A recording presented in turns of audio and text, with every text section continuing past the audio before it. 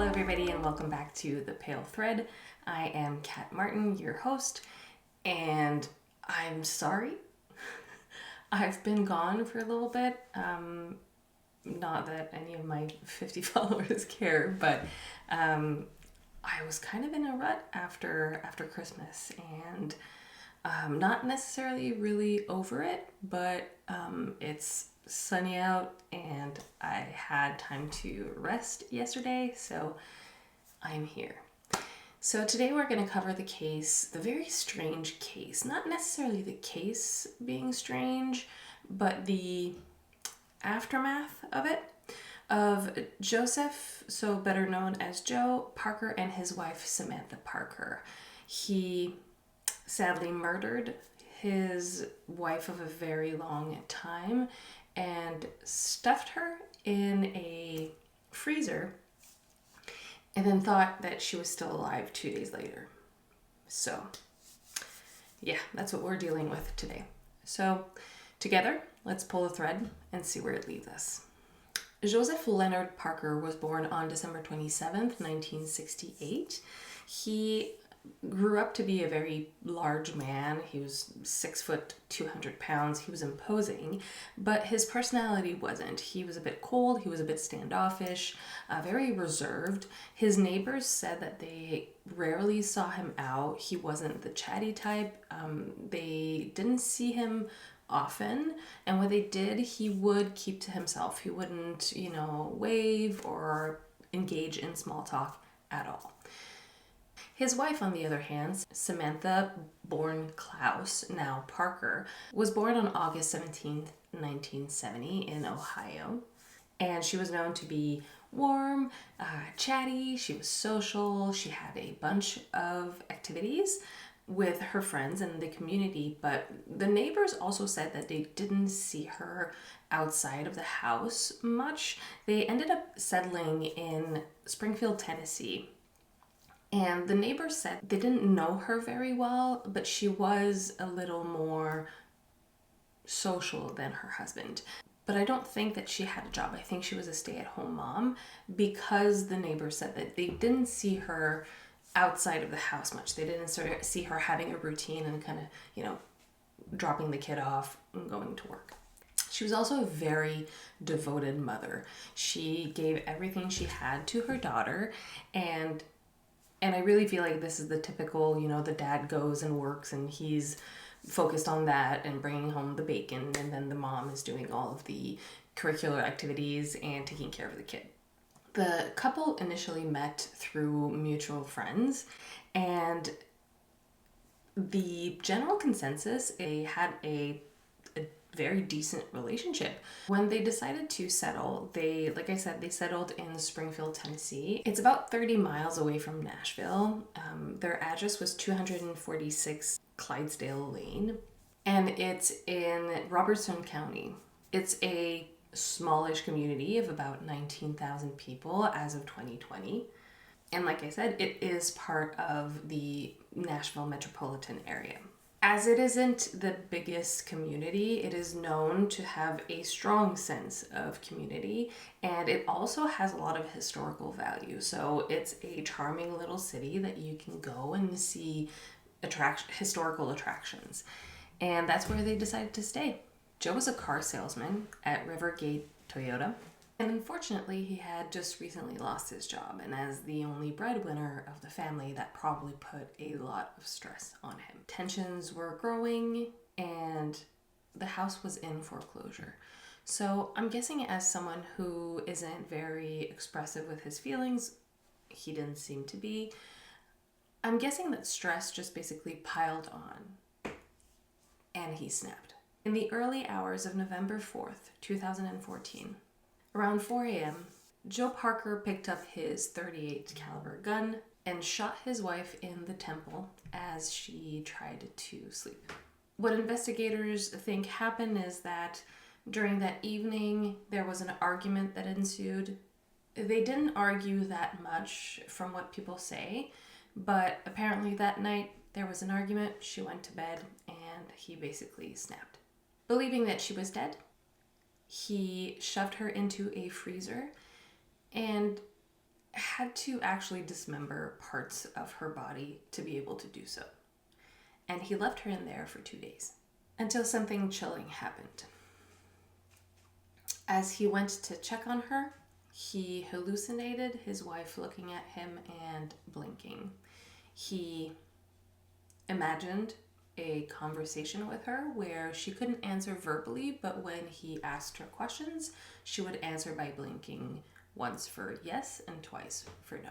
From there, he left the home and called 911 to get his wife some help, which is one of the weirdest 911 calls I've ever seen. I've heard a multitude of them because I'm interested in that kind of call. And also, I worked at the ambulance service for a while, so I've heard a ton of like strange calls and whatnot, but this is very weird. On November 7th, at 2:45 a.m., he calls 911 to not only confess, but to urge services to go to his home and help his frozen, what he thought was frozen, wife, who he admits to killing and putting a bullet in her head. But then he said that he realized that she was still alive, and he's, this is so miraculous. And he urges the 911 dispatcher, who does an amazing job, by the way, he urges her to send help, because he loves her. He never stopped loving her. You're in Springfield? Yeah, Springfield, Tennessee. It's right behind Oakland Farms. Okay, what's going on? All right, this is what's happened. Been married 12 years. On the 4th, which would have been 2 nights ago at 4 a.m., I shot my wife in the temple of her head. I thought I'd killed her. And I put her in the freezer out in the garage. Well, I checked on her tonight, and she's not dead. She's got a big hole in the temple of her head, and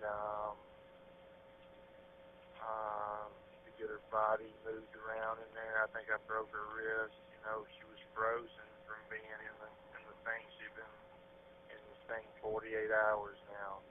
I promise you this is a legit call, and I need somebody to get out there and help her, because I still love her. It's hard to believe that after that, but I need to get somebody out there to help her. Okay, what happened that caused you to do that?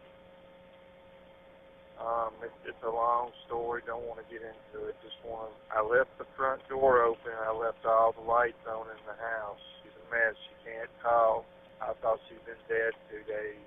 And when I checked on her, she was still alive. She's been frozen for 2 days. She's frozen solid. It's amazing she's still alive. And he says this very matter-of-factly. He's not trying to make excuses for himself. Some people call 911 and they're already, kind of inserting an alibi within that call. Oh, I just came in. I was at a 2.5-hour baseball game with my boys, and I just got home, and my mom, my wife's dead or whatever. No, he's calling saying, I shot her, but there's still a chance to save her, so please do. He described how his wife had been frozen solid for 48 hours, yet was still alive. Officers arrived at the home quite quickly, and they found the house as Joe had described it. He had indeed left the way to his wife very clear. He did want her to be found. During the call, he does say, he even admits to having to kind of break her wrist for her to fit into the freezer. Again, very coldly, very matter of fact. He had actually left the front door open, and so police officers were able to get in very easily. And they did find Samantha's body within that freezer. She was in fact dead. He had not found his wife alive after 48 hours. I'm not sure exactly what happened. I'm guessing it's guilt created some hallucination. I do think he wasn't all there at that moment. So she was dead, and she was partially dismembered. I believe it's at her ankles that she was cut off. He had in fact fled the scene. Of course, police put a warrant out for his arrest immediately for criminal homicide. But just hours after making the 911 call, he was on the Interstate 65 in Kentucky near marker 12, and they wanted to do a traffic stop on Joseph, and as they were doing this, he shot himself in the head. Between calling 911 and that very final event, he called his sister, and I saw the police interview between the sister and the police officers, and her attitude is very strange. I don't know if at that moment she knows that her brother is dead, but I don't think it would change anything in her interactions with police.